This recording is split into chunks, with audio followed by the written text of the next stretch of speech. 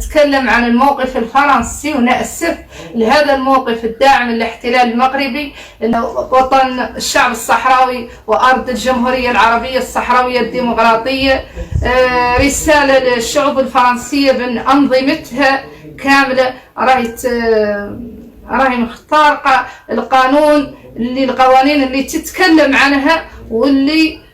ما هي مطبقتها كقانون دولي. يلا تحترموا. نقول لهم عن نحن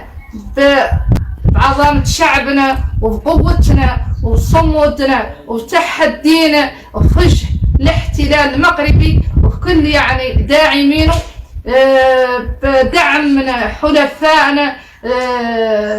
وعلى رأسهم يعني الدولة الجزائرية، الشعب الجزائري القوي، الدولة الجزائرية القوية، الجيش الجزائري القوي، الشعب الصامد، الشعب اللي يدعم كل الشعوب المظلومة واللي واقف معانا